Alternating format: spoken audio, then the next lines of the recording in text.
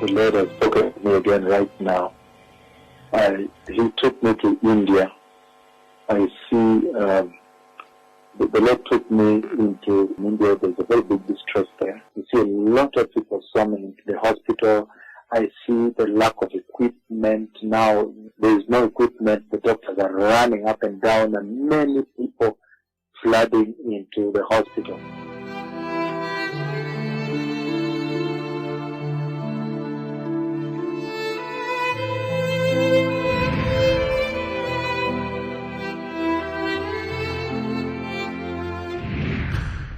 This is an ABC News. But perhaps there is no nation on earth with a bigger crisis than India. They are on track to overtake the U.S. as the nation with the most cases worldwide. More than 100,000 deaths. This situation is unlike anything which we have seen ever before. Bodies lying in wards packed with patients. Wards used as morgue to store bodies.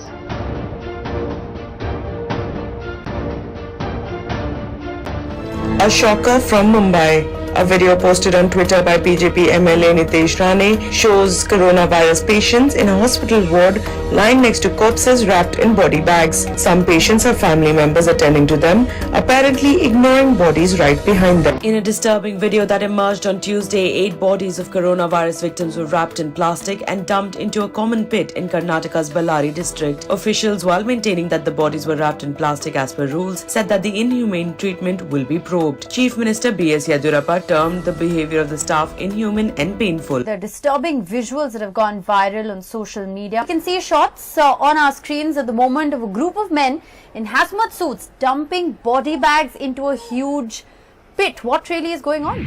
The Lord took me into India. There's a very big distress there. You see a lot of people summoned into the hospital. The doctors are running up and down, and many people flooding into the hospital. India has become the second worst hit country by the coronavirus pandemic in the world. This is also the highest one-day surge recorded anywhere in the world. 90,800 people have been tested positive for the lethal virus in the last 24 hours. After lapses at Cooper Hospital and Nair Hospital, now another hospital, a video from a hospital in Sion has gone viral on social media. What it shows is how COVID patients are being treated in the same ward where lying only few inches away from them are dead bodies. Yes, these are dead corpses on the bed, even as nurses are walking up and down past these corpses, the ward checking up on COVID patients. The Lord has spoken to me again right now. He took me to India. I see the Lord took me into India. There's a very big distress there.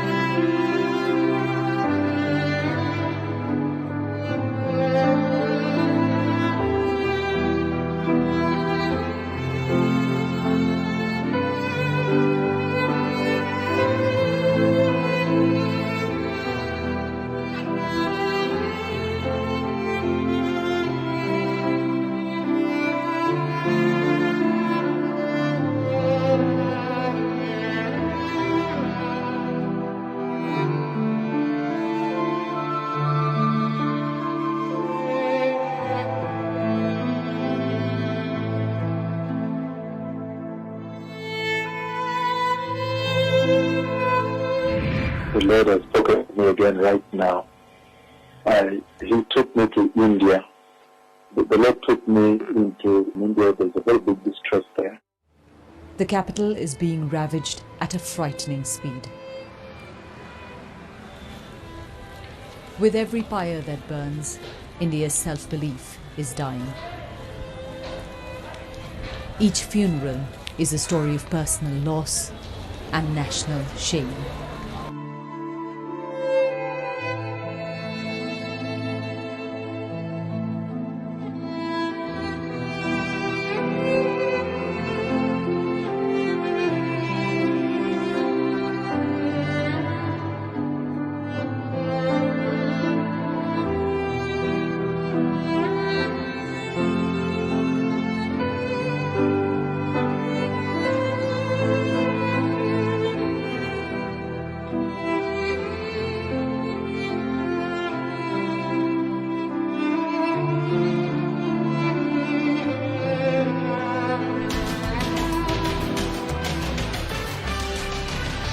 And the eyes of the world are on the faraway nation of India, where the virus is said to be swallowing people.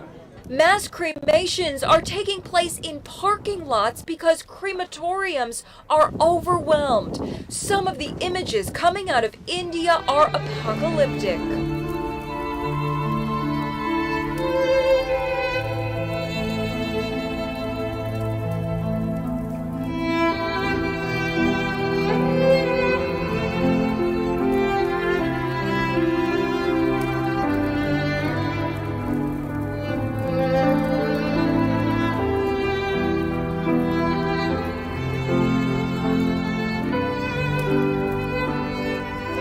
The situation in India is beyond heartbreaking. Across the city, smoke rises up from a makeshift crematorium that's struggling to keep up with the inflow of arriving bodies. 48 साल अवस्था हो गई life में ऐसा दृश्य भयावह हमने कभी नहीं देखा है सोचा भी नहीं था कि एक साथ 20-22 डेड बॉडी जल रही हैं 15-20 लाइन में हैं जो कि इसके क्या इसमें हाँ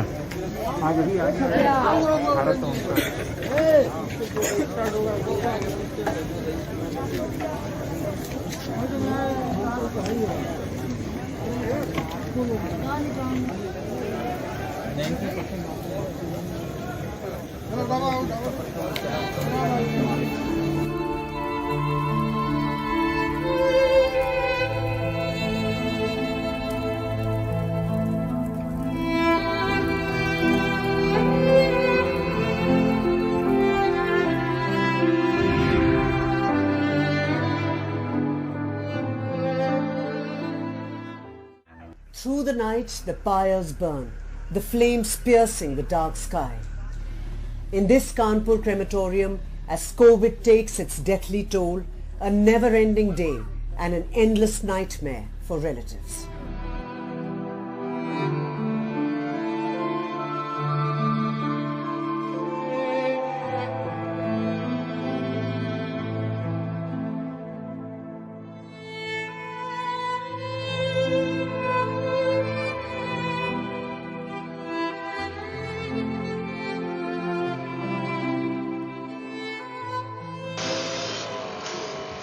The Lord has spoken to me again right now. He took me to India. The Lord took me into India. There's a very big distress there. Tragedy took place where we lost 20 precious lives. The 20s are not, madam, just the statistical number. They are all human beings. They were my patients. They were my responsibility. They came on faith of Dr. Baruja and Golden Hospital.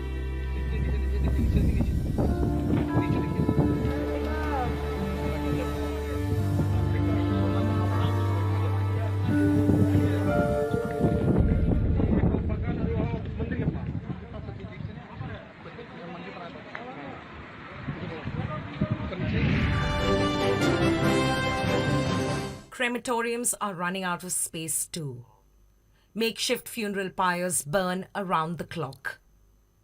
The death toll in parts of India, both metropolitan and rural, is staggering. And worse still, the number of lives lost here so far is almost certainly vastly underreported. This is CNN Breaking News. At the Simapuri crematorium, the loss weighs heavily in the smoldering air, and the dead are piling up. There are bodies literally everywhere you turn here. I've honestly never seen anything quite like it. And the organizers say that pre-COVID, they might cremate 7 or 8 people a day. Today alone, they've already cremated 55 bodies, and it's not even lunchtime. Just months ago, India's leadership boasted that the country had effectively defeated COVID. Now it has set global records for new cases as a terrifying second wave ravages the country. Jitender Singh Shunti says he and his men don't even stop to take breaks. And still, they can barely cope with the flow. A volunteer approaches. They've run out of tables for the bodies, he says, then adds that his mother died from COVID the night before. So India's capital continues to burn, suffocated by the rampant spread of this deadly virus. A city and a country brought to its knees, praying for respite. The Lord has spoken to me again right now. He took me to India. The Lord took me into India. There's a very big distress there. Mass cremations begin in India as coronavirus deaths in the capital of New Delhi soar. If this continues, they say they would have no other choice but to cremate bodies on the road.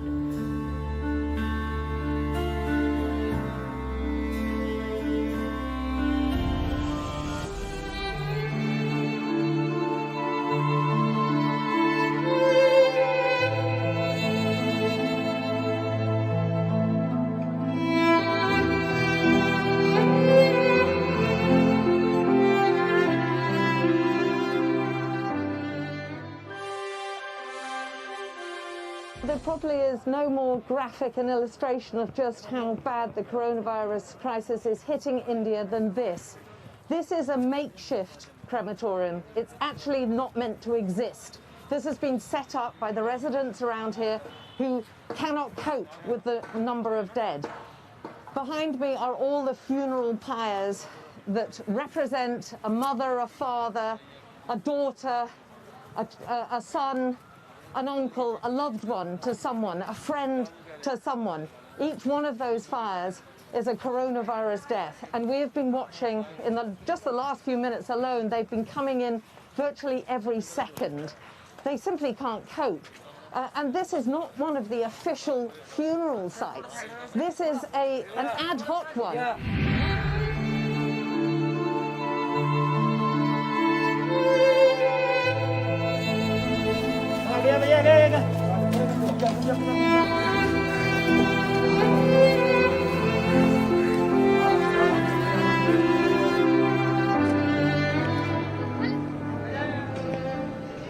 कोई गरीब आदमी हो तो कैसे survive कर पाएगा। आज जो हम लाश अपनी जो ससुर साहब का लाश जो जला रहे हैं, इसके लिए हमको 12,000 रुपया पे करना पड़ा है। और इतना ही नहीं, पैसा तो ले ही लिया, लाश वैसे ही कुछ लकड़ियां डाल करके जला करके चल दिया। फिर हम उनको ढूंढ रहे हैं कि भाई लाश जली ही नहीं है, 4 घंटा हो गया, कहाँ आए आप? तो बड़ी मुश्किल से फिर उनको पकड़ कर लाए, तो ये 4 लकड़ी उन्होंने लगाई है और अभी तक लाश जल नहीं पाई है और कोई देखने वाला नहीं है। The Lord has spoken to me again right now. He took me to India. The Lord took me into a hospital in India. There's a very big distress there. The doctors are running up and down and many people flooding into the hospital. At this crematorium in Delhi, the bodies lie in the heat for up to 20 hours. And there are more waiting behind these in parked cars driven by grieving relatives. The funeral pyres are so busy that families crisscross India's capital looking for any available space, some of them renting fridges to stop their loved ones from decaying. At another crematorium in the city, there are at least ambulances available to ferry the dead, though they are piled high inside. And then another queue for hours before they can be burned. India's official death toll is nearly 200,000 now, and these fires are constant, perhaps the most damning indictment. The local health inspector ordered a public park to build 20 additional cremation platforms, but it's still not enough. These are all the remains of human beings who've been unable to be properly mourned by their families and friends, who've been taken mostly, almost entirely, we're told, victims of the COVID pandemic that is rapidly coming to the stage of representing something that is almost biblical in scale here. We can just see behind you so many piles burning. Just give us a sense of what you're seeing, and again, a warning to our viewers that you might find some of these images disturbing. Well, Linda, just in this area alone, it's about the size of 3/4 of a football pitch. There are close to 50 pyres burning. This crematorium believed it would probably process about 150 bodies today. There's estimated about 600 people dying every day here in New Delhi, but the truth of the matter is the numbers must be much higher. In this crematorium, the dead actually have to join a queue before they can be seen, before they can be given their last rites. People accompanying them have to take a ticket, like you would going to see the doctor or getting a bank appointment, wait their turn, and then they will be brought out to one of these locations. Ghee, which is a butter-like oil substance, poured on them, the wood piled on top, and they're given their last rites. Very often, excuse me. Bodies suspected to be of COVID-19 victims have been found floating in the Ganges in the states of Bihar and Uttar Pradesh. Nearly 2,000 bodies have been retrieved from India's river Ganges by authorities in 2 states.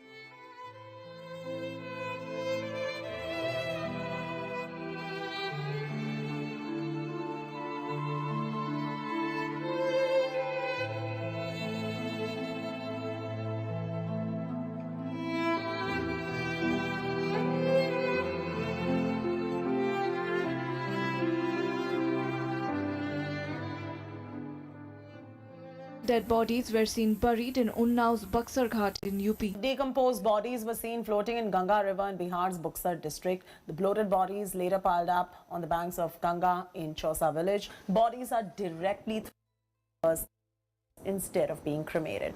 The disposal of dead bodies has once again raised questions over the sensitivity in handling and exposing hundreds to the deadly virus. Dogs prying on some, and in the middle of it, some cremations continue. Sitaram Chaudhary and his son Sriram were starting their fishing routine on May 10th, but when they saw countless dead bodies covered in shrouds floating, they called off their day. There are still dead bodies, bloated, decomposed, visible on the banks of this Chausa Ghat.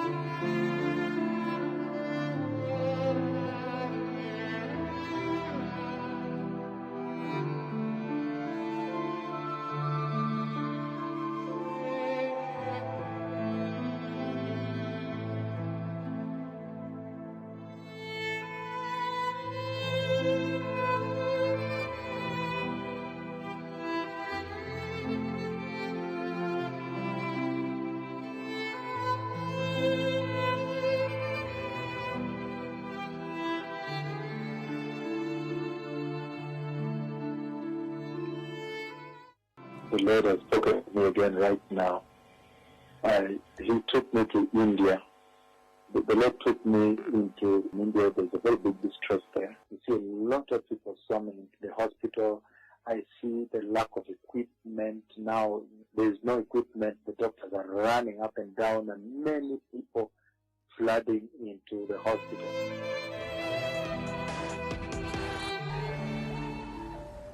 A capital on its knees.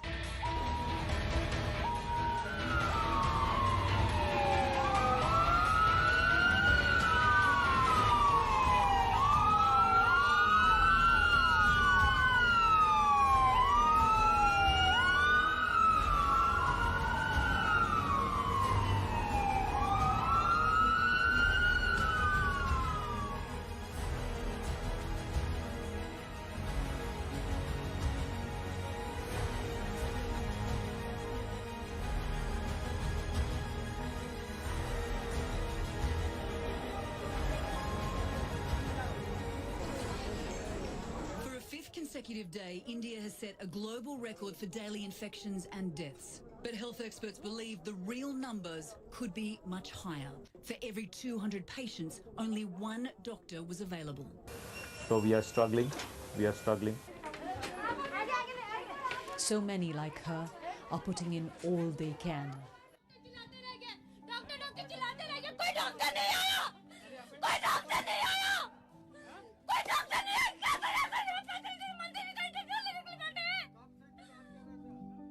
India's healthcare system is at a breaking point. Unable to cope with the scale of the crisis, its people left to fend for themselves. The Lord has spoken to me again right now. He took me to India. The Lord took me into India. There's a very big distress there. You see a lot of people summoned into the hospital. I see the lack of equipment now.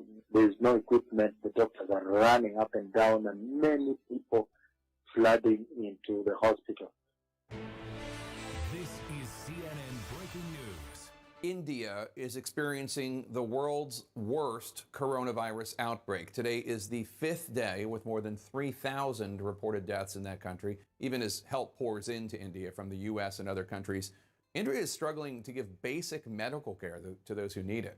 CNN's chief international correspondent, Clarissa Ward, is live for us in New Delhi. She went to India's most populous state, Uttar Pradesh, to see the crisis firsthand. And Clarissa, we should warn our viewers that what you're about to share with us is really upsetting at times. Tell us what you saw. It really is, Jake. We visited a government-run hospital in Uttar Pradesh. Some 200 million people living in that state. It's one of the hardest hit states, and the scenes we saw were absolutely harrowing. A man wails in anguish, but no one is listening. His cry, just one of many, at this hospital in Uttar Pradesh state. Inside the entrance, his son Deepak is fighting for his life. Gasping for air, his body convulsing. There are no doctors attending to him. The handful of medical staff working in this ward are stretched thin to breaking point. This hospital is completely overwhelmed. The doctors say that they have about 55 beds, and currently they're treating more than 100 patients. And you can see people are literally just lying on the floor, desperately hoping to get some medical attention. 32-year-old Kavita says she's been here for 4 days, begging for oxygen that has not come. I'm getting anxious, she says. No one is listening to me here. Are you struggling to breathe? I'm unable to breathe freely, she tells us. No one is taking care of me. In the next room, more than 20 patients are packed in tightly. This is what now passes for the intensive care unit. Family members have taken on the role of primary carers, where medical staff are simply unavailable. Suddenly, there is a commotion.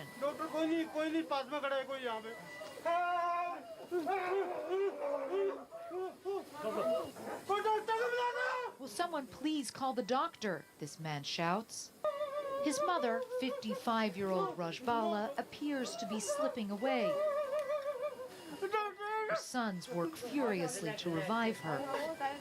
A doctor comes in and tells them to stop crowding her. But the family is inconsolable. We've been here for 6 days, and only today we got the ventilator for my mother, he tells us. The oxygen is out. We had to bring an oxygen cylinder. It's a story we hear again and again. One man approaches us pleading. His wife can't get a bed. No one's listening to me. I've tried everything, he says. Please help me or she will die. I'm not a doctor. I'm so sorry. I can't help you. Another man tells us his wife is struggling to breathe outside. They won't let her in. We spot the hospital administrator and ask him what's going on. Says they are desperately short of staff. Those who do work here risk becoming patients themselves. These men tell us they move a dozen bodies a day. We hear screams coming from the ICU. Rajbala has flatlined again. Her son desperately pumps her chest. A doctor comes in. He takes her pulse. But it's too late. This time, there is no point in trying to resuscitate her. The agony of her sons is shared by so many in this country. Failed by a healthcare system on the brink of collapse, and a government accused of mismanaging this crisis. Rajbala's body is left for nearly an hour before it is finally moved. And you see it there, Jake. I mean, shortages of everything, shortages of beds, shortages of drugs, shortages of oxygen, but perhaps the most pronounced shortage that we saw on the ground was a shortage of medical personnel. 5 doctors and nurses were responsible for looking after all those more than 100 people in that COVID ward. And today the Indian government has come out and said that they are actually going to draft in final year medical students to try to backfill some of the void and help tackle this crisis. But listen, it's going to be an uphill battle, Jake, and the peak hasn't even hit yet of this vicious second wave. The Lord has spoken to me again right now. He took me to India. The Lord took me into India. There's a very big distress there. You see a lot of people swarming into the hospital. I see the lack of equipment now. There's no equipment. The doctors are running up and down, and many people flooding into the hospital. The waiting room at the Guru Tegh Bahadur Public Hospital is a sea of desperation, crammed with people defying Delhi's strict lockdown to seek help. Hospitals are being forced to turn away the sick and dying. Recently in Delhi, a group of people turned on medics and security guards at a hospital after they discovered a 67-year-old relative was denied an ICU bed and instead died in a hospital waiting room. Similar scenes are playing out across the country. There's been anger south of Delhi when people have turned up at a hospital only to discover their relatives have died because there is not enough oxygen. Doctors say they don't have oxygen, they don't have beds, and they don't have medicines. What do I do? Once there is no bed here, no physical space, as you can see, to put another trolley, what do we do? We can only do that much.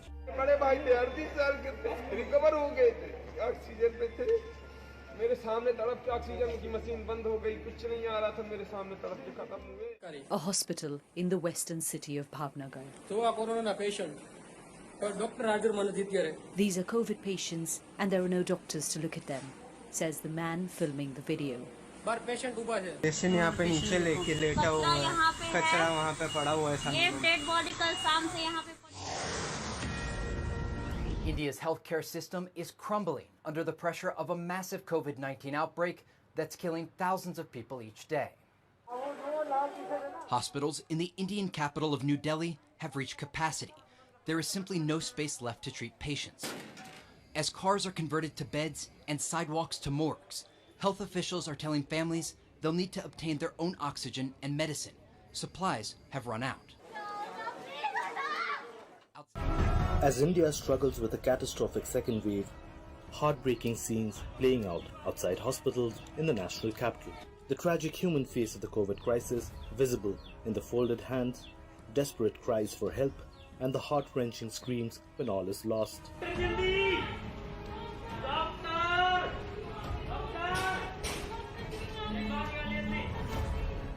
Meanwhile, another female patient with low oxygen passed away after she was brought to the GTP hospital. While the doctor tried to save her by giving her CPR, patients could be seen lying outside the emergency ward with people pleading hospital staff to provide their loved ones with oxygen masks. India's healthcare system is under severe stress.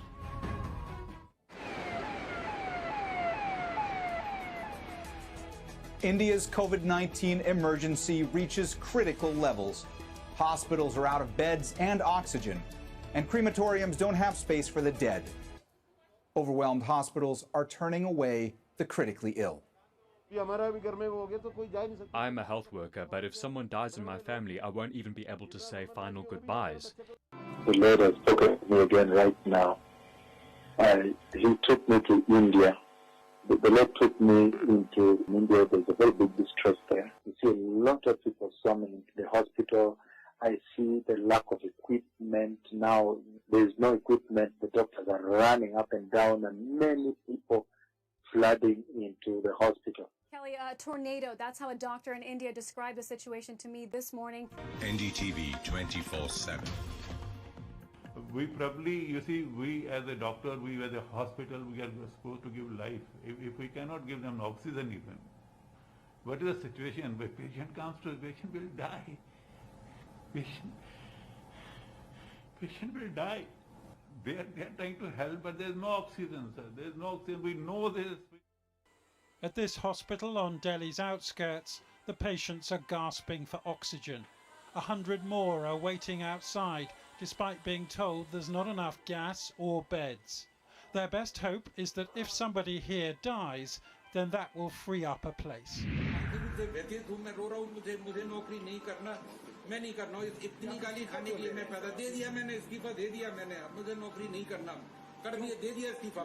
साढ़े 12 बजे के आसपास एक patient बहुत serious अवस्था में आया था। उसका ऑक्सीजन सैचुरेशन 30% था। 8 दिन से बुखार, खांसी और सांस लेने में तकलीफ थी और प्राइवेट में डॉक्टर हक का इलाज करा रहा था। यहाँ जैसे ही पेशेंट आया, मैंने उसको एक्सप्लेन कर दिया साथ वालों को, देखो हालत बहुत खराब है, कुछ नहीं हो सकता। एक भी बेड उपलब्ध नहीं था अस्पताल में और कहीं बाहर शिफ्ट नहीं हो सकता। मैंने वहीं रह के उसको जितनी मेहनत कर सकते इमरजेंसी में मेहनत करी। और तो इंसान है, डॉक्टर है। और वो जैसे ही खत्म हुआ, मैं वहीं था। खत्म होने के बाद पता नहीं कहाँ से कुछ बाहरी लोग आ गए। 20 लोगों के सामने मेरे साथ इतना बुरा दुर्व्यवहार किया है कि मैं इतना मानसिक रूप से व्यथित हूँ। मैं रो रहा हूँ। मुझे नौकरी नहीं करना। अगर की गालियाँ बर्दाश्त नहीं कर सकता। मेरी गलती, मुझे 50 जूते मान लो गाली दे दो, मुझे मंजूर है। बगैर गलती के इस तरह लोग बाहर से आएंगे तो रोज कोरोना में डेथ होना। आज के दिन गाली दी, कल के दिन मारेंगे, कोई चाकू डाल रहे पेट में। मुझे नहीं करना दादा ऐसी नौकरी। मैंने रिजाइन कर दिया है आज से और कल से मैं घर बैठूंगा। दादा मैं नहीं करना। 22-year-old Vishwaroop Sharma believes he is living in hell. 3 days ago, he drove his critically ill father, who contracted COVID, to a Delhi hospital and pleaded for help. With no beds, no oxygen, they were forced to wait outside. He was saying that I'm going, I won't be able to breathe, I need something, I need more medicines, but nothing is provided to him. And he died in front of me. Overwhelmed hospitals have been the worst case COVID scenario for most nations. But this is horror on another scale entirely. The car park of a temple, where families who've been turned away from emergency rooms take their dying. 85 है sir, आप थोड़ी देर उनको रोको तो सही, देखो तो सही कि स्टेबल हो रहा है नहीं हो रहा। ऑक्सीजन दवा नहीं होती, इतना घबराओ मत, पैनिक मत करो। These are some of the most distressing scenes we've witnessed during the course of our reporting. And this isn't even a hospital. It's a Sikh temple where they're just helping out with oxygen and basic care. It's 45 degrees and it's so hot that the volunteers cannot even wear their PPEs, and people just keep coming and coming and coming, and there's just no room at any of the local hospitals for the people who are here. At least 12 people die outside this temple every day.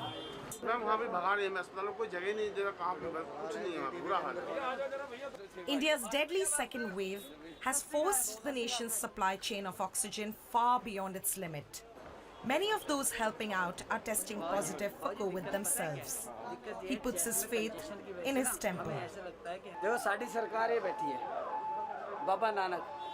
ਅਸੀਂ ਕਿਸੇ ਸਰਕਾਰ ਨੂੰ ਨਹੀਂ ਮੰਨਦੇ ਸਾਡੀ ਸਰਕਾਰ ਨੇ ਬਾਬਾ ਨਾਨਕ ਹੈ ਉਹਨੇ ਲੰਗਰ ਚਲਾਇਆ ਸੀ 500 ਸਾਲ ਪਹਿਲਾਂ The cremations start before dawn as workers still clean away the embers of the night before. Nestled on the banks of the river Ganges, Varanasi is India's holiest city. But it has not been spared by the vicious second wave of coronavirus ripping through the country. About 100, 140, 50 body per day. And what would you... Every 5 minutes, 10 minutes after ambulance bring the body. Confronted with that reality, authorities have had to improvise. Varanasi's main crematorium has been so overwhelmed by the number of deaths that the city has had to set up a sort of makeshift crematorium. You can see it up here. This is just for COVID deaths. A steady flow of bodies is coming in. More ambulances are arriving, bringing the dead and grieving family members in full protective gear. During the 2 hours we spend here, 7 bodies are brought in. Critics say the government has been negligent in its mishandling of this crisis, and that many lives could have been saved. The situation in the city has become so bad that shortages have been reported of wood needed for the funeral pyres. Merchant Deepak Chowdhury says the demand is 4 times higher than usual. But the staggering toll of this scourge has shocked everyone. The next wave of the dead is brought in, and the cycle begins again. The Lord has spoken to me again right now. He took me to India. The Lord took me into India. There's a very big distress there. You see a lot of people swarming into the hospital. I see the lack of equipment. Now there's no equipment. The doctors are running up and down, and many people flooding into the hospital.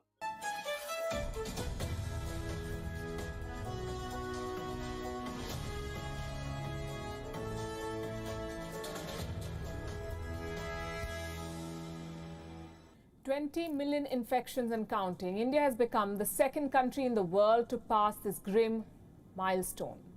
The first one is the United States. And what a steep surge it has been for India. Look at these numbers. It took more than 10 months for India to add the first 10 million cases. 10 months for 10 million. And just 4 months to add the second 10 million. More than double the pace of infection. That's how fast this virus is now spreading. Is the worst then behind us? It's hard to say. In the last 24 hours, India has added another 350,000 cases, more than 350,000 new cases. Slightly less than yesterday, but hardly a figure that gives any relief. India's active cases now represent 17% of the total caseload. More than 3 million people are currently positive. Imagine the kind of burden that puts on the health infrastructure. 3 million positive people. Over 16 million patients have recovered. The death toll is still mounting, close to 3,500 deaths in the last 24 hours, and the bad news does not end there. There are now reports of a new mutation. It is called the N440K variant, or the AP variant. That's a reference to the Indian state of Andhra Pradesh, AP. That's where the first, this variant was first detected. Everything about this variant is alarming, we're told. Reports say the variant has already moved beyond Andhra Pradesh. It has been found in 20 to 30% of the samples tested in Karnataka, Maharashtra, Tamil Nadu and Telangana. The strain is said to be at least 15 times more virulent than the earlier ones, 15 times more virulent, which means it spreads even faster, it has a shorter incubation period, and the infection spreads much more rapidly within the human body.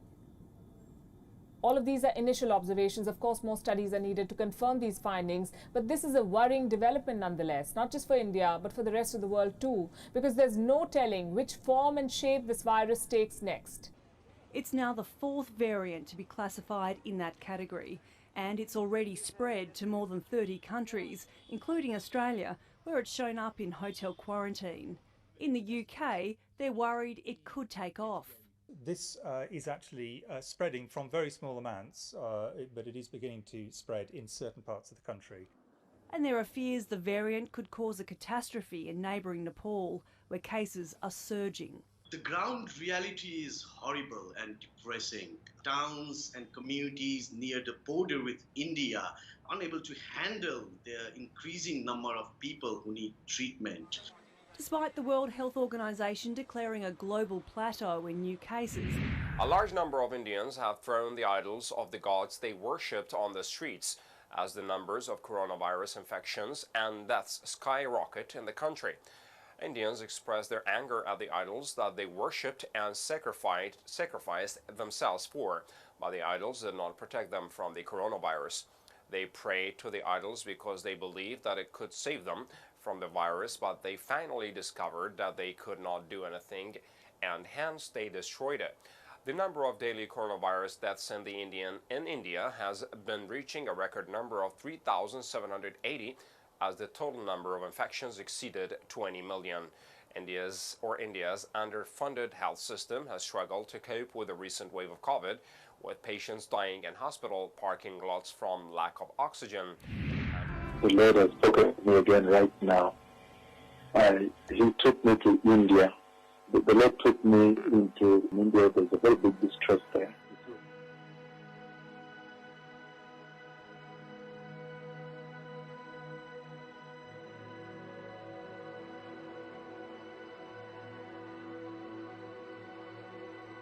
ये infection ऐसा है कि ऑपरेचुनिस्टिक infection है, तो जहाँ जहाँ अपनी immunity down होती है और जिसको डायबिटीज़ है, HIV है और अदर कोई कैंसर की ट्रीटमेंट चल रही है, तो उसको इन्फेक्शन ज़्यादा लगता है।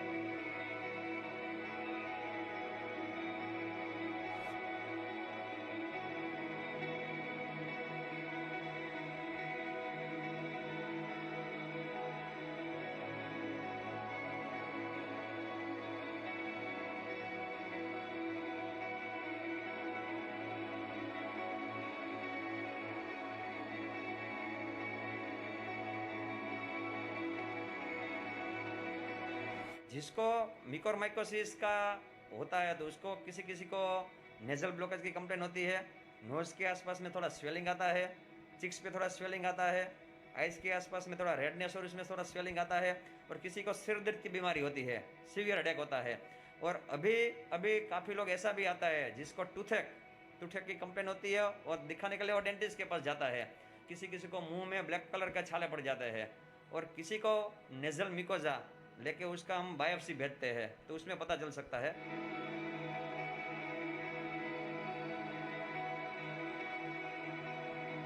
वो एक तरह का फंगल इन्फेक्शन है, तो मोस्टली जिसको कोविड हुआ है तो उसमें उसकी इम्यूनिटी थोड़ी डाउन होती है, और कोविड के ट्रीटमेंट के लिए डॉक्टर उसको स्टीरॉयड और रेमडेसिविर देते हैं, तो उसकी वजह से इम्यूनिटी और डाउन हो सकती है। और जिसको शुगर की बीमारी है तो स्टीरॉयड की वजह से थोड़ा उसका शुगर का लेवल बढ़ जाता है।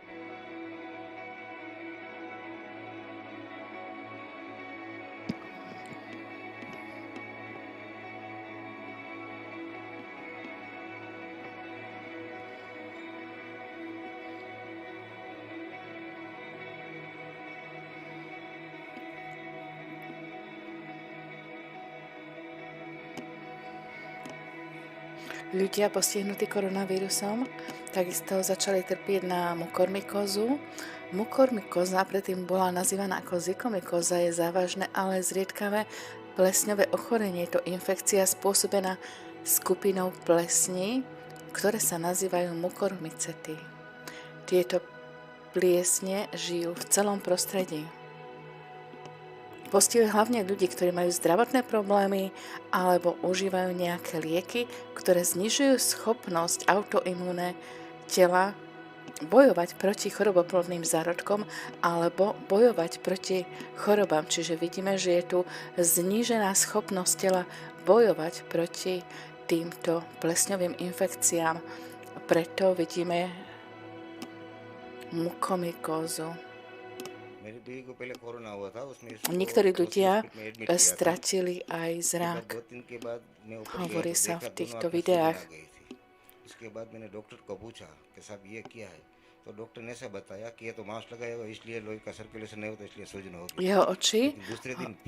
Jeho oči sa začali opúchať, ovplyvnené mukormykózou, plesňovou infekciou. Pri zníženej schopnosti tela bojovať proti choroboplodným zárodkom, proti tejto plesňovej infekcii.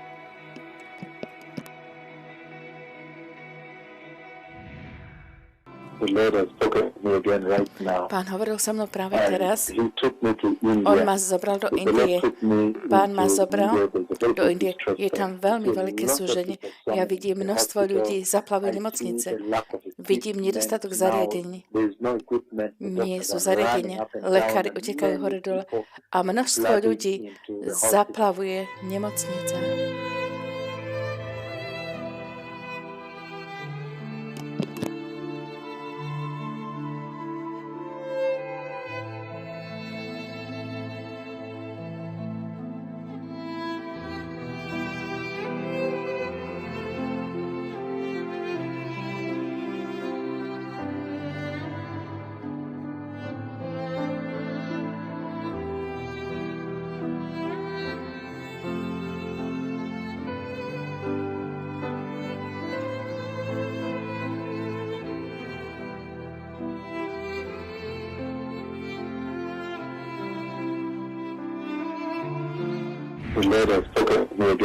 Pán hovoril so mnou práve teraz. On ma zobral do Indie. Pán ma zobral do nemocnice. Do Indie je tam veľmi veľké súženie. Lekári utekajú dole. A množstvo ľudí zaplavuje nemocnice.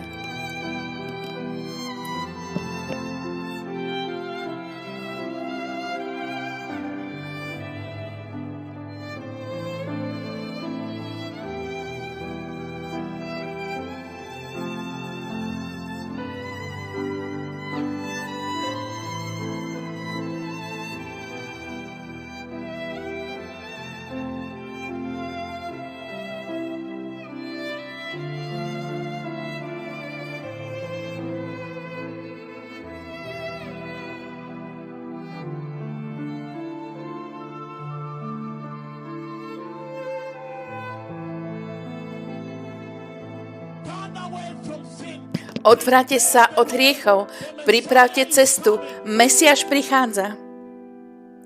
Pripravte cestu, Mesiáš prichádza.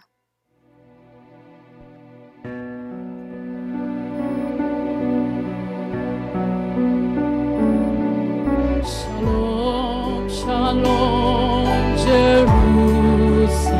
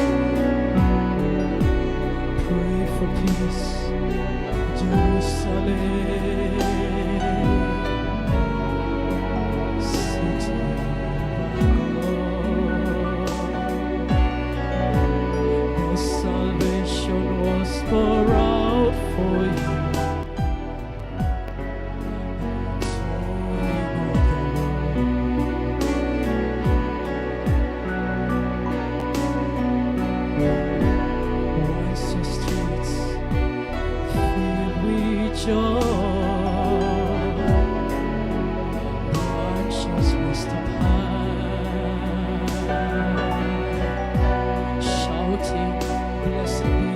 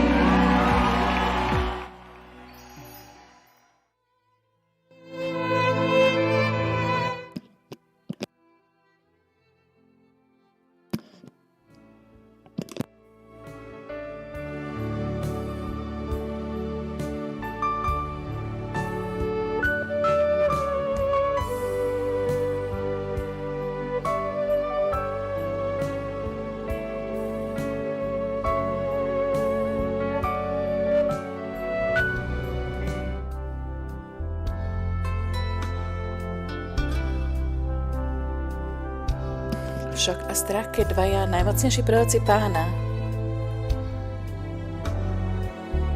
vykonali historický zázrak.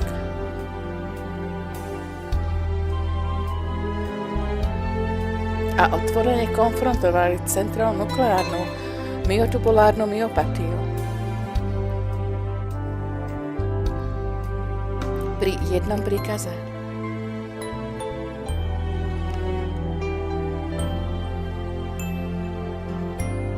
Celou cestou až do Brazílie. Vo vzdialenosti viac ako 9831 km z Nairobi.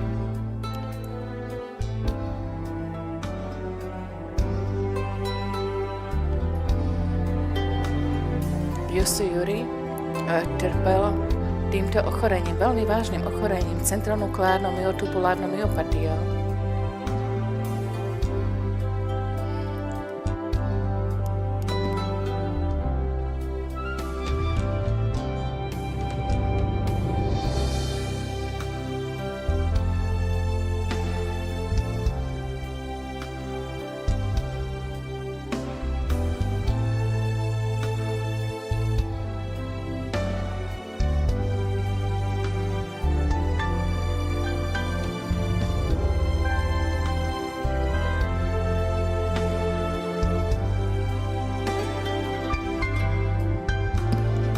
Vidíme Josu Juriho pred uzdravením, spôsob, akým sa dokázal pohybovať.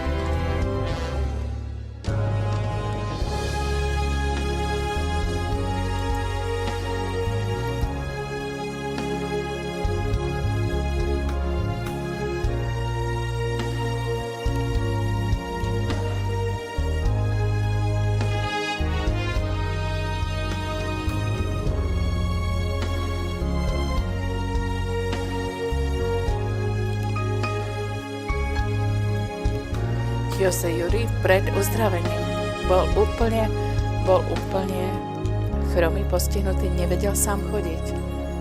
Pod vplyvom centronukleárnej myopatie. Myotubulárna myopatia je typ centronukleárnej myopatie, čo je skupina zriedkavých detečných stavov, zriedkavých detečných ochorení, ktoré pôsobia na svaly. Špecificky sa vyskytuje takmer výlučne u mužov, Vyznačuje sa progresívnou svalovou slabosťou, myopatiou a zníženým svalovým tonusom, ktorá môže siahať do takej miery, do strednej ťažkej miery až po ťažký prípad ochorenia. Vidíme lekárskú správu, lekársky nález pred uzdravením.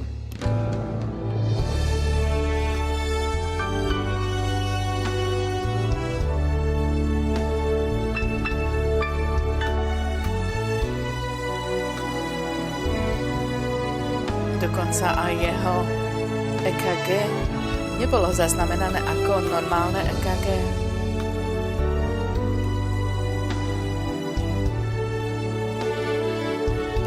Vzhľadom na to, že jeho svaly nedokázali vykonávať normálnu činnosť.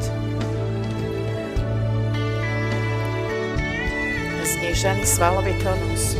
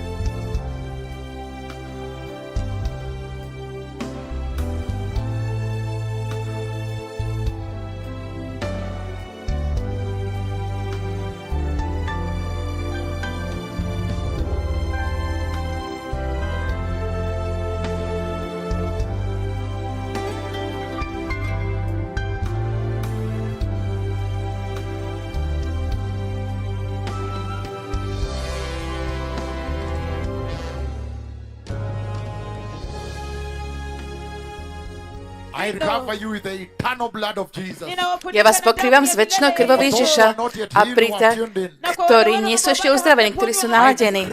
Ja teraz nariadujem s môjim hrozným prorockým jazykom práve teraz. Ja uvoľňujem uzdravujúce pomazanie Pána, aby prišlo smerom ku vám. Aby sa vás dotklo. Aby sa dotklo každej choroby pod slnkom. Srdcové ochorenia. Ja nariadujem s mojím prorockým jazykom, strašným jazykom Boha, v mocnom mene Ježiš a mocou krvi baránka.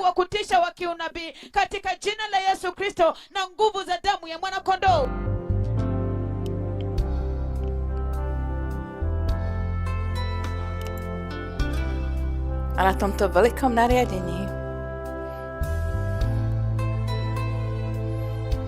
na tomto veľkom uzdravujúcom nariadení vo vzdialenosti viac ako 9831 km vzdialenosti od Nairobi, Pán okamžite obnovil a v normálny stav Jozú naspäť do normálneho stavu. A jeho slabé svaly boli okamžite posilnené a narovnané.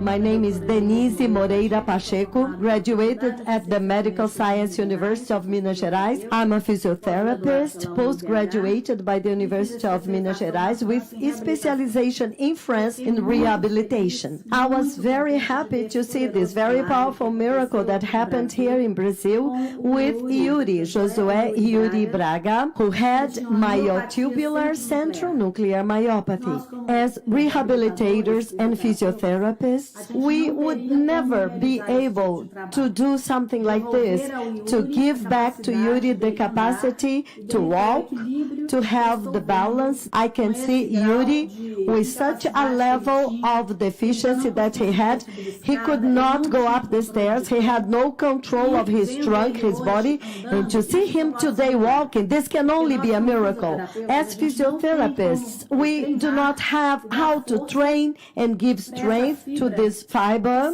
which was genetically modified. So it does not have the normal contracting function of fibers. So when we receive a patient like this, we have to give him a very light rehabilitation, a rehabilitation just enough to keep his joints working, to keep his muscles in a stretched position, to provide some comfort to the patient so that he can be comfortably seated on a wheelchair, to be able to have a normal daily activity such as to do his own hygiene in an adequate way, but on what concerns to give him conditions to walk and have balance as he has, and I can see him here, I can only say it's a miracle. Another miracle that I also see was that in this kind of pathology, it could have happened something very serious along his life that could have led him to death, because to have a patient like this at home is not easy.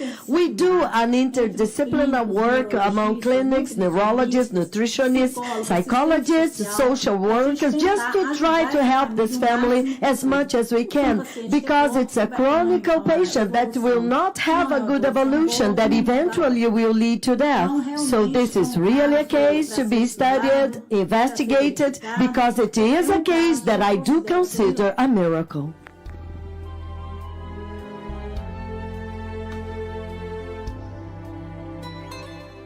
I am Dr. Vasti Santana. I am graduated in physiotherapy by the University of Paraíba in 1994.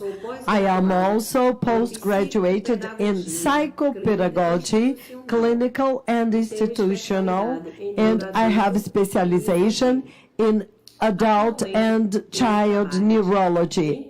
Currently, I work in Caruaru, Pernambuco, Brazil. Myotubular central nuclear myopathy is an hereditary neuromuscular disease characterized by clinical biopsy of congenital myopathy and nucleus centered in the muscular biopsy. Usually, the age for this pathology to manifest can happen at birth, can happen on babyhood, and also as adult. When it happens at birth, which is the case of Josué Yuri, it is very severe. Why?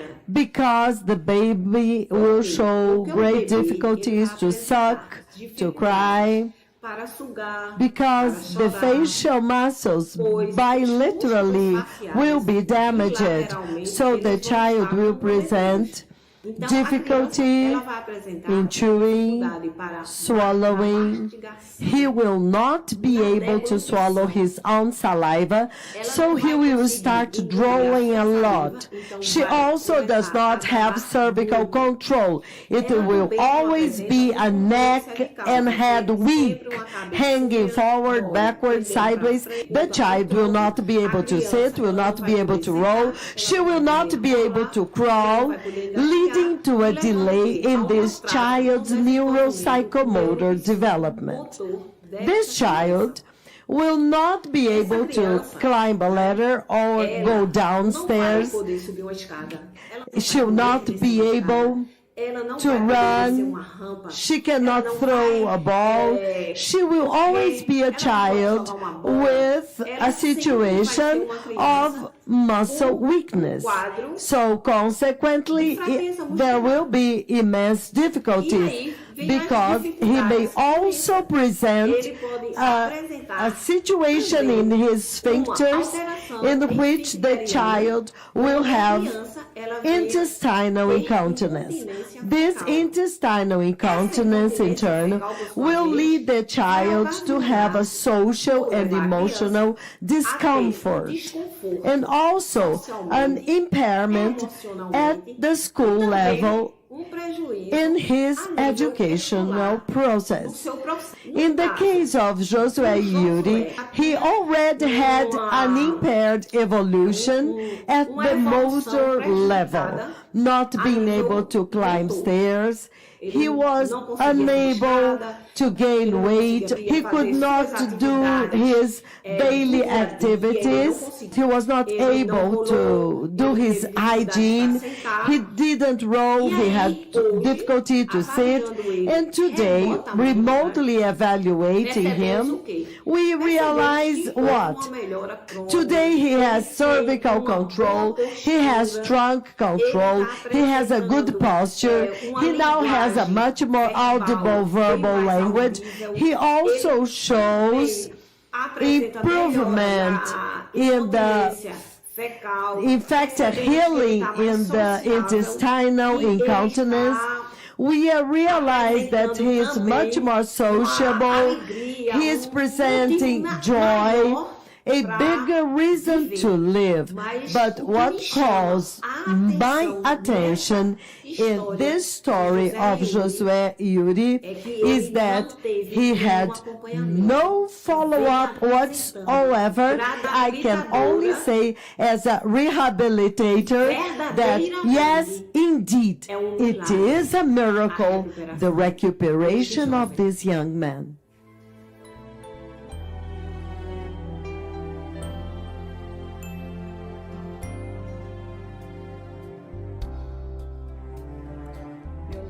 My name is Maria Rosa Gaspar.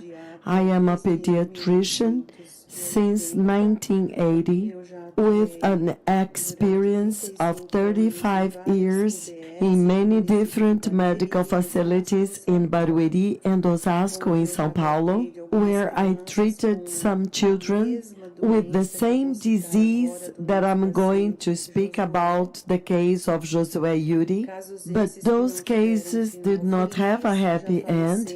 Some of them died in less than 1 year after long suffering at the ICU in the hospitals. So I have followed other cases. The case of the patient Josué, 18 years old, who lives in Fortaleza, and I heard and I read very carefully how was the beginning of his disease and how it progressed until today. And I analyzed all the exams that they were presented to me since the beginning, many of them in 2014, 15, 2016, which confirmed the diagnosis of myotubular central nuclear myopathy. Since there's no cure, I followed his healing. I analyzed the biopsy with the result of previous myopathy, analyzed the electroneuromyography, all the cardiovascular disorders,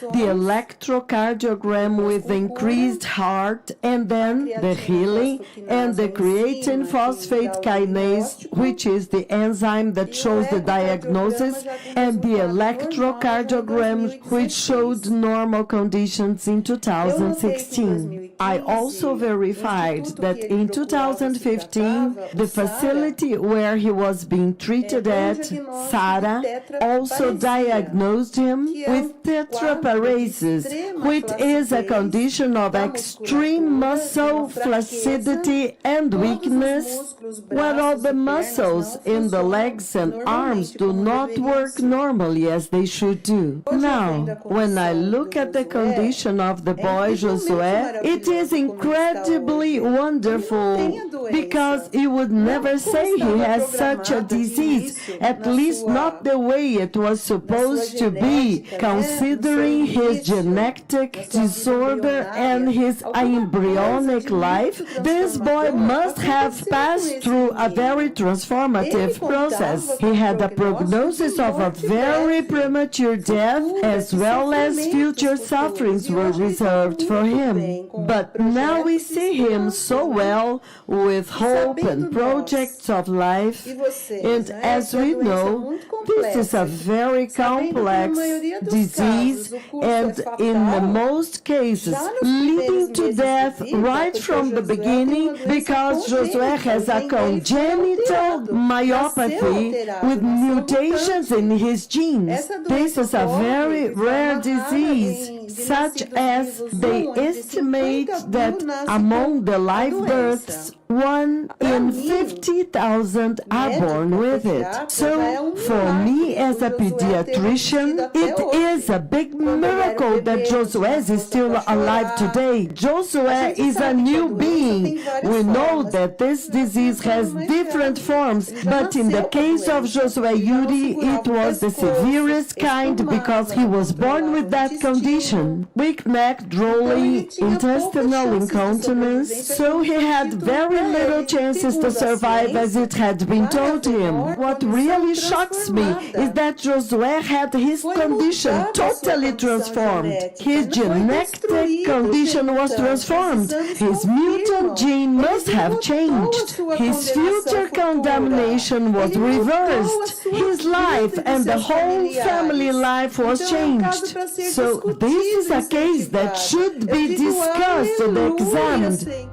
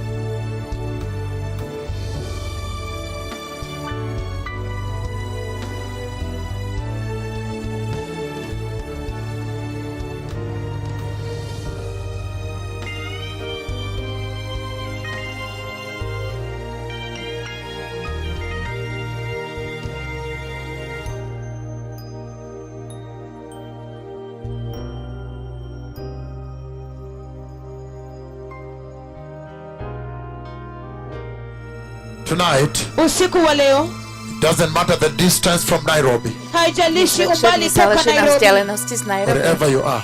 Kdekoľvek ste. And so tonight, hivyo basi usiku wa leo I'll make the decree of Ja the blood urobím of Jesus. nariadenie krvi Ježiša. ya damu ya Yesu And the Lord will A stretch his long Pán outstretched arm natiahne jeho druhé rameno wake mrefu ulionyooka and touch you whether in a Finland, dotkne sa vás, či ste vo Fínska. does not matter now. Či ste vo Fínsku, kdekoľvek sa nachádzate, nezáleží na tom, kde sa nachádzate. The Lord's long outstretched arm will reach you. Pánovo natiahnuté rameno sa vás dotkne. Mighty Father, Mocný Otec, the spinal cord injuries, poranenia chrbtíc, I ask you to restore ja them ťa and žiadam, restore their aby strength. si And also obnovil the ich spinal cord chrbtice itself. a samotné poranenia chrbtice a poranenia miechy. kurejesha nyuti zao za migongo na pia nyuti zao pia.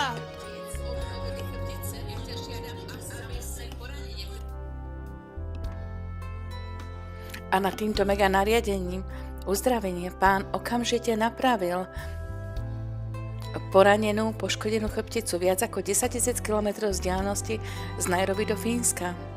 A ona sa postavila okamžite a začala chodiť. Opustila jej pomôcky, ktoré pomohli chodiť.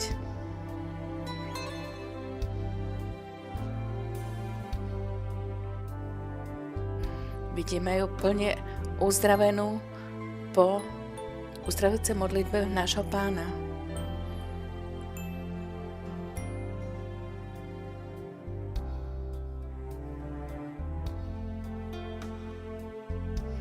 Maria Liza vo Fínsku uzdravená po jej uzdravení.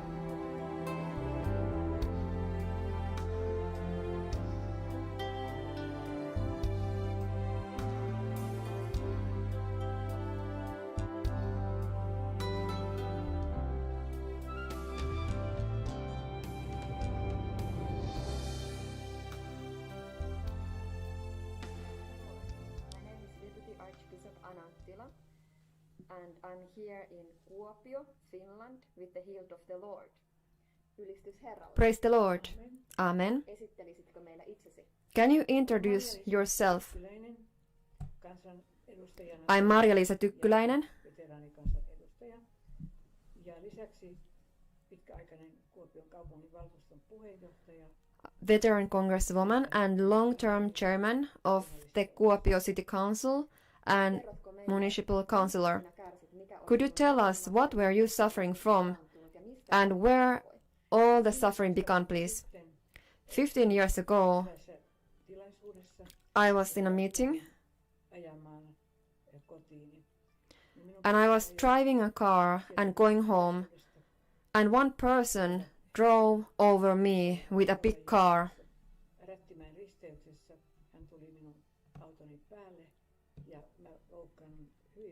I was injured in a very severe way. So everything started with a car accident. Yes, everything started from that. How was your life after that?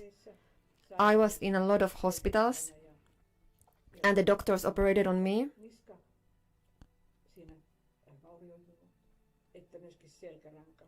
My neck and spinal cord and back were injured.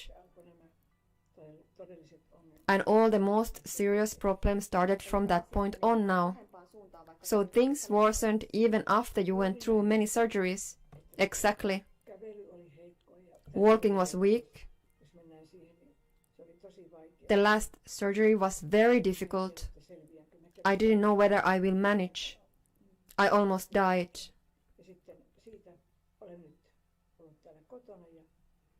I have just been at home and felt that I will not manage anymore from this point on because I was not able to walk. I needed walking aids, like a walker and walking stick, to support me, and I was bent, stooped and hunched up. I was very weak. I had to crawl the stairs up and down. It was so difficult.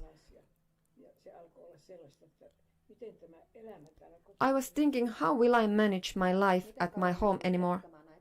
How long have you had to use the walking aids, a walker and a walking stick? For a year now.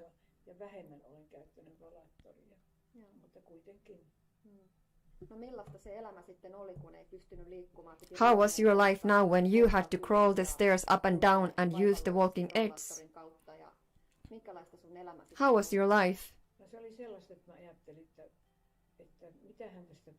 I was just wondering, how will I manage anymore? My life has changed completely. I cannot do the house chores anymore, nor my civic and public work anymore. My whole life was in a very difficult situation. I was hopeless.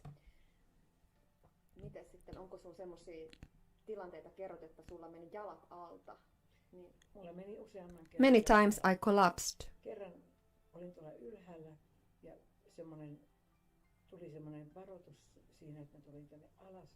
For example, one time when I came downstairs, my legs totally collapsed and I was crawling to my bedroom. Another time we had guests and I was lifting up plates, and with the plates on my hand I collapsed. My husband and the guests wanted to help me, but I refused, because it was so humiliating and shameful, and I was crawling on the floor to the bedroom. One time I went to a church meeting to preach with my husband, and when it was over, I collapsed on the floor, and the ushers needed to carry me to the car. How did you spend your days? I was just resting a lot. I could not really do any of the house chores.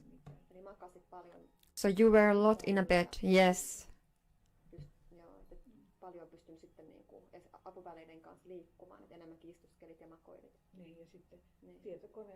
And I was just doing some work from home at the computer.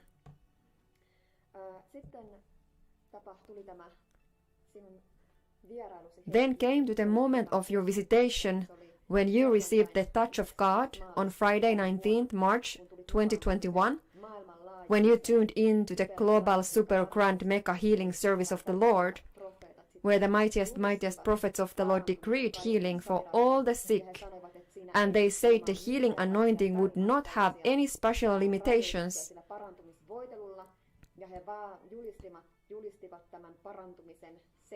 And they decreed the healing from 7,000 kilometers away in Nairobi, Kenya, and you were tuned in all the way in Kuopio, Finland. It was evening, night time, and you were lying in your bed and listening. Can you tell us what happened?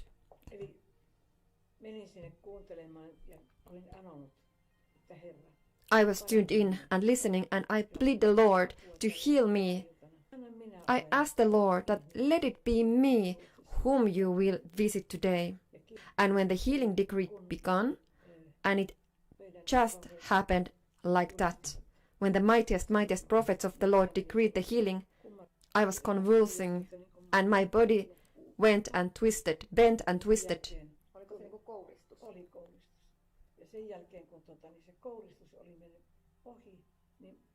I felt breath and air came out from my lungs, and when the convulsion was over, I was totally set free. I felt the touch of God in that moment. It was a tremendous moment. It is difficult to explain, but I felt a lot of peace. I did not understand much of what was happening. So in that moment you didn't yet understand that the Lord had just healed you completely, not yet. But I felt something in my ankles that they started to open up. My ankles did not work and they were numb. I could not feel them, nor my toes. The blood circulation was strange. My toes and ankles were numb and stiff, and in that moment I felt the relief. The next morning, when I woke up, I was wondering a lot when I realized there was a very strange smell coming out from my legs. It was like the smell of death and had come out from my body. How did you notice that you have been healed the next morning? I could now walk normally without any walking aids, without the walker and stick. I was walking and shocked when I realized that I have been healed. What about walking the stairs? Now I could walk the stairs very well.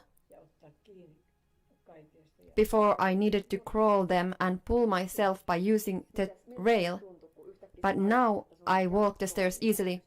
How did you feel when suddenly you realized your legs are working and you can walk the stairs normally when you woke up in the morning?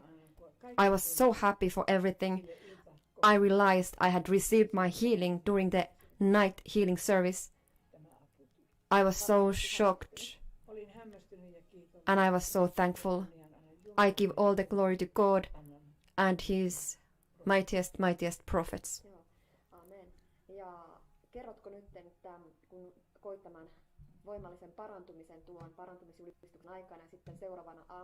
Please tell us when you received this powerful healing during that healing decree and the next morning you realized you can walk without any walking aids. You can walk the stairs up and down. Tell us what else you can do now, what you could not do before. I could not lift my hands up like this, nor bend my shoulder and roll my hands like this. I could not roll my ankles before, but now I can roll them around. I could not feel my toes, but now I can feel my toes perfectly. Now my knees are working normally and I can walk easily. You could not bend before. What about now? I can bend down now and touch my toes. I thank the Lord God. I thank the mightiest prophets of the Lord for the healing decree that I received. This is a call for the nation of Finland to join the service and repentance and prepare for the coming of Jesus.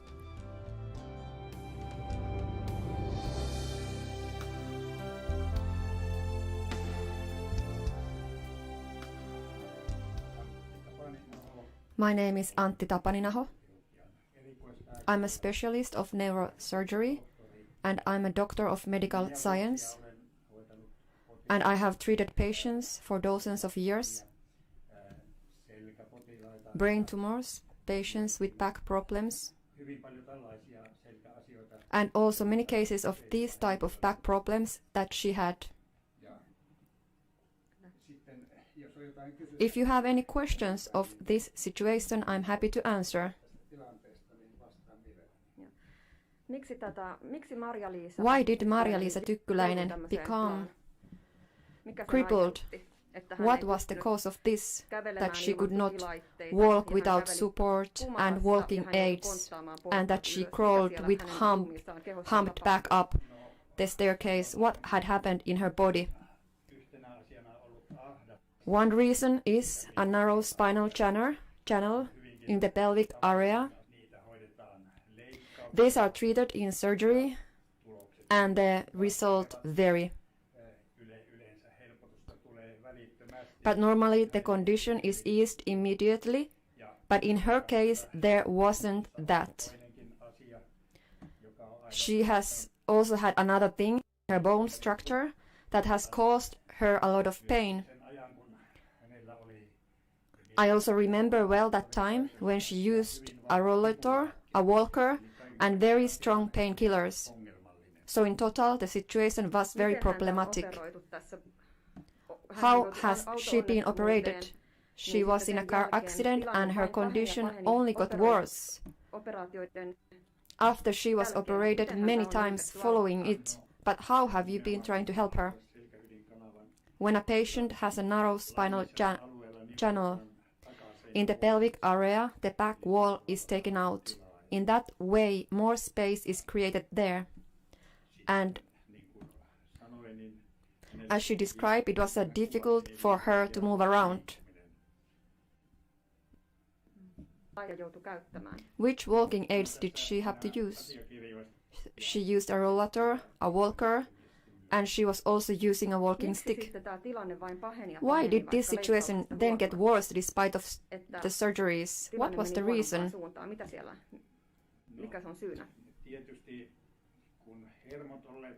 When the nerves have been cramped, there has been change in them. There has been scar tissue also, and there might have still been some tightness. I cannot say exactly what is the mechanism, but in these cases of back condition, even though we operate, in about 10% of the cases, the results are still not good after operation. Although the operation is conducted well, but there still remain problems, such as in her case, she had a very difficult situation. What caused her humped back?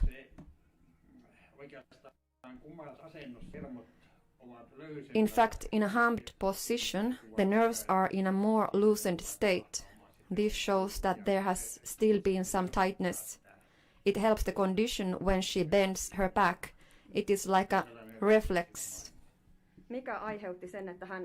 What caused her to have numb toes and that she could not roll her ankles or legs or move her toes? It is because from the back the nerves travel all the way to the toes, and it's typical that the feeling and the strength of the legs change in these cases.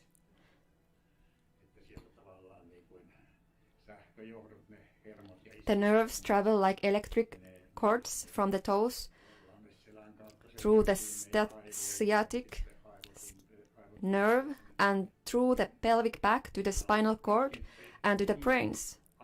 So the brains feel this also. A sense of touch is also felt in the central brains, and if it's disturbed, then there is numbness or numbness sensations. Why did she had to start using the rollator and walking stick? For these same reasons? Yes, for the same reasons. And also using rollator, she is more humped, so she needs to have more support that she doesn't fall. What was the doctor's diagnosis for her? What was she suffering from? The nerves had this problem. And of course, one of the main reasons are that the spinal channel was very narrow, so the nerves were suffering from it.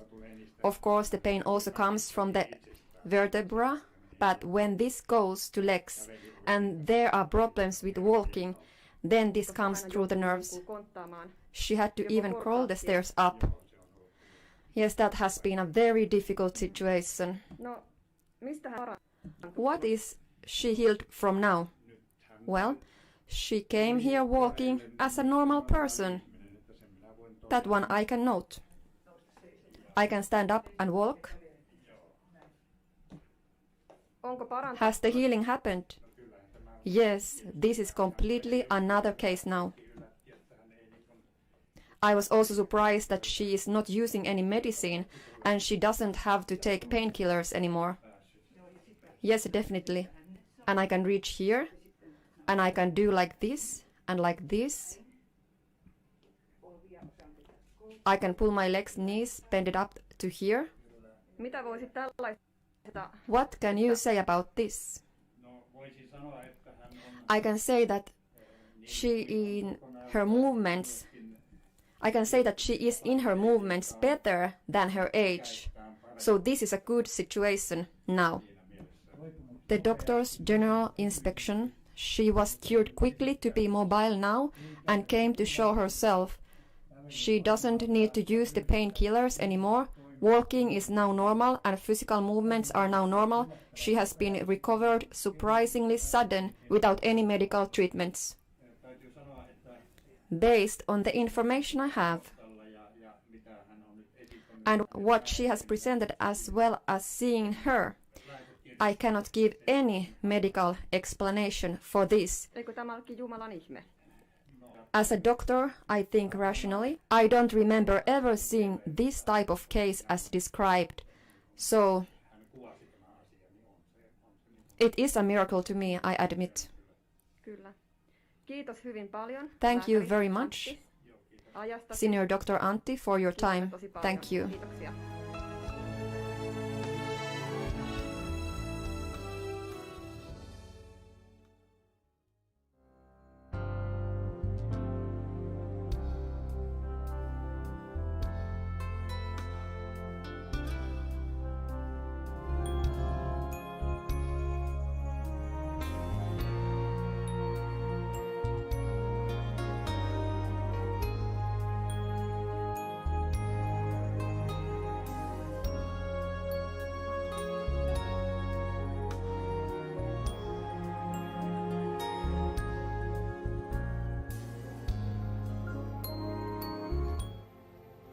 The news came to Jesus.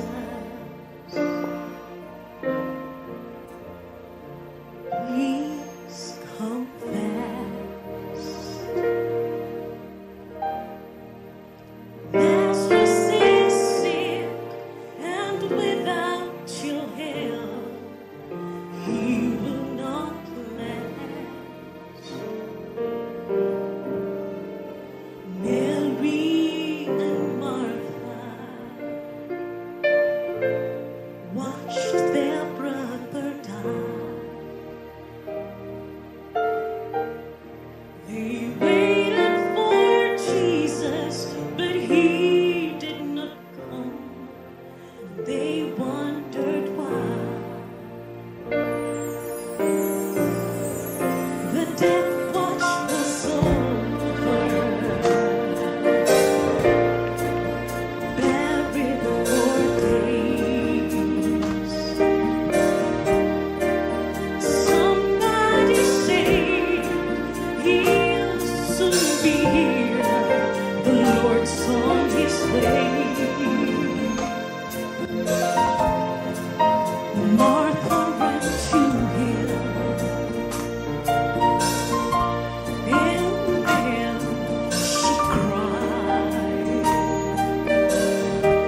Lord, if you had been here, you could have healed him and still be alive.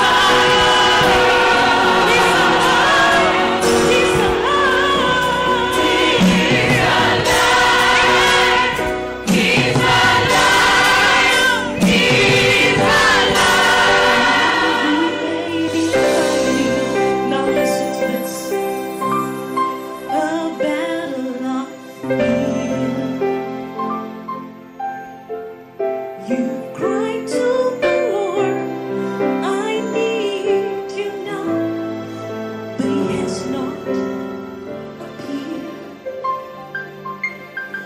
Friend, don't be discouraged,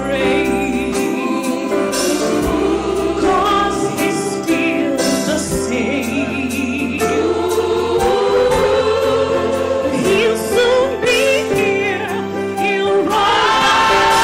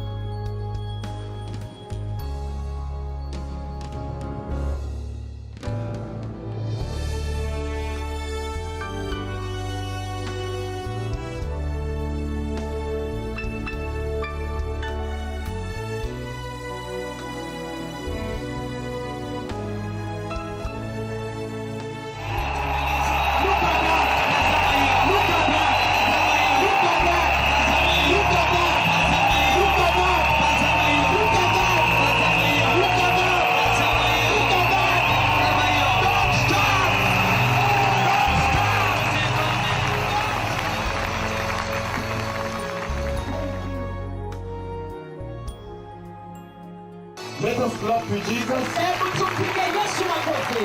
Forever. Milele. Don't stop. Usikome. Don't stop. Usikome.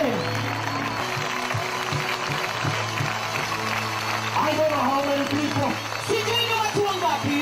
I don't know. Sijui. Only the Lord knows. Ni Bwana pekee ajuaye. How many million people? Ni mamilioni ya watu wangapi. Shoulder to shoulder. Bega kwa bega.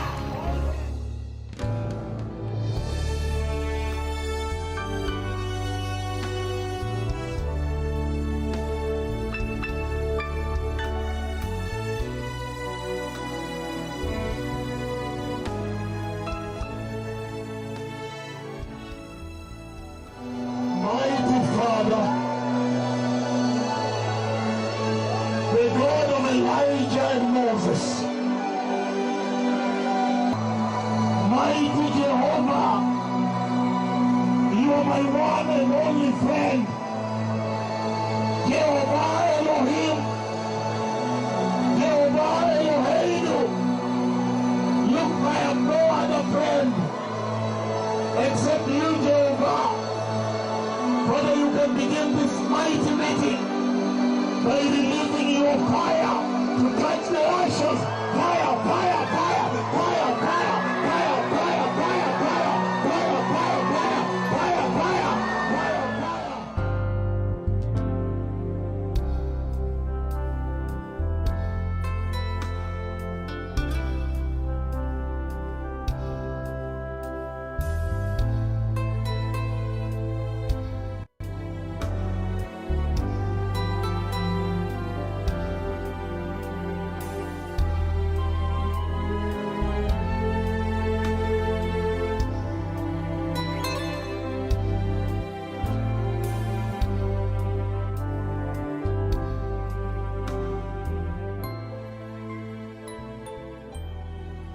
Mighty Father, the pastors of the altar, I now release your fire to touch the pastors over there. Touch, touch, touch, touch, touch, touch, touch, touch, touch, touch, touch, touch, touch,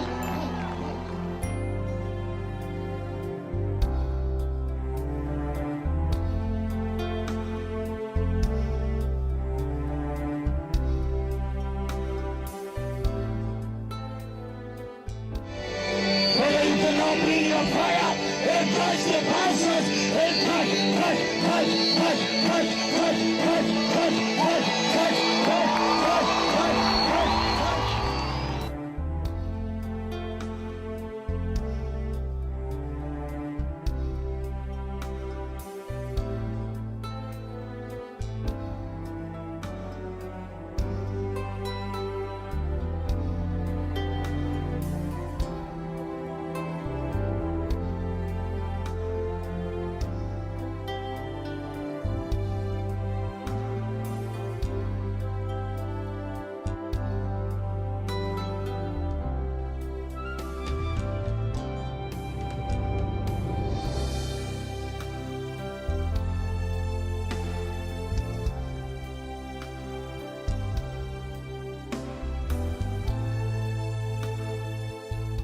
The women at the corner come out.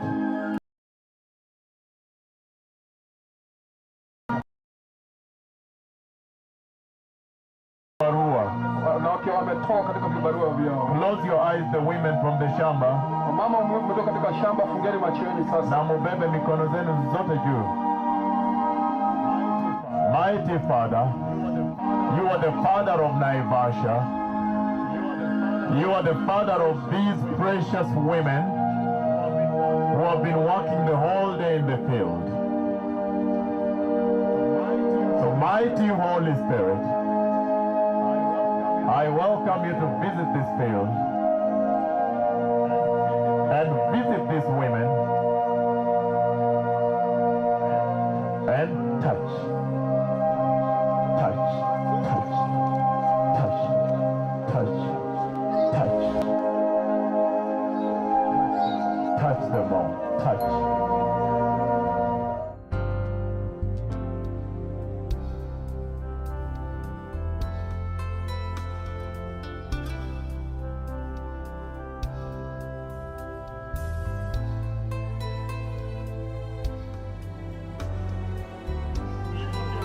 Lift up your hands very high. Levante su mano bien, muy alto. The fire of the Lord is going to fall here. El fuego del Señor va a caer aquí. Close your eyes, worship Him. Cierren sus ojos, equipo de adoración. Mighty Father, Poderoso Padre, now you can clean up the worship team. ahora pueden limpiar el equipo de adoración. Let your fire fall on this altar. Deja que tu fuego caiga sobre este altar. Over there now. Touch, touch, touch, touch, touch.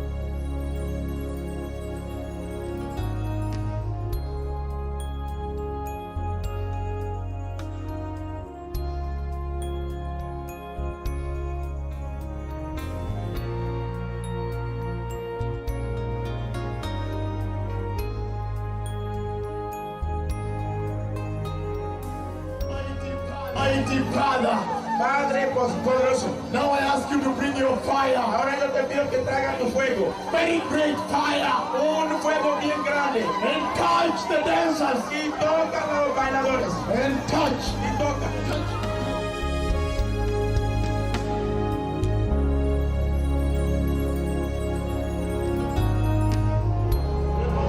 Levanta sus manos muy alto. Beginning with the men towards the women. Comenzando con los hombres hacia las mujeres. Father now. Padre ahora. As you remove disease from the field. Al quitar la enfermedad del campo. You can visit the worship team. Tú puedes visitar el equipo de adoración. From my right hand side. Desde mi mano derecha. Beginning with the men. Comenzando con los hombres. Let the fire of Jehovah. Deja que el fuego de Jehová fall on the worship. Caiga sobre la adoración. Over there. Hacia allá. And touch.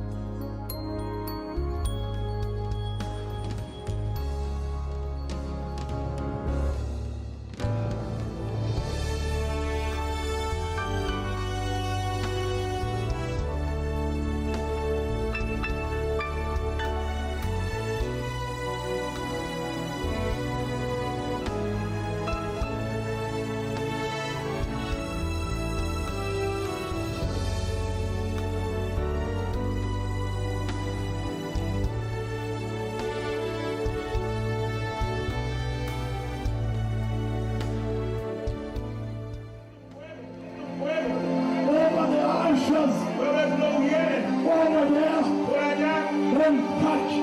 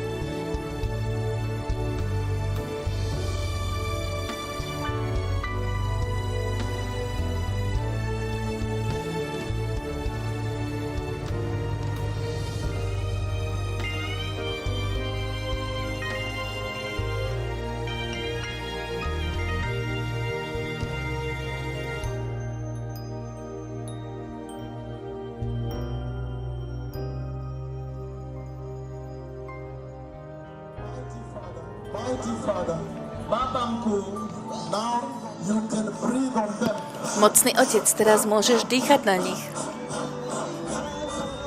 Obedenické stretnutie 7. júla 2018 v Centrálnom parku v Nairobi.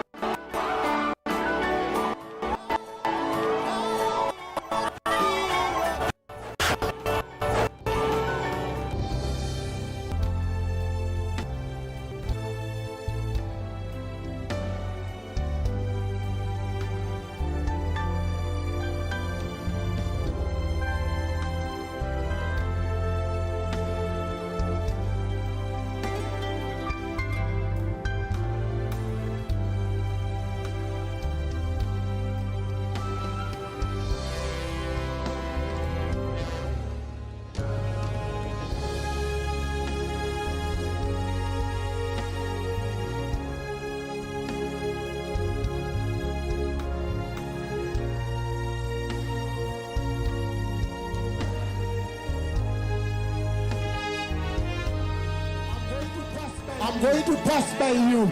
Ninaenda kupita karibu nanyi. And the glory of the Lord will touch you as I pass by you. Nitakapopita karibu na nyinyi.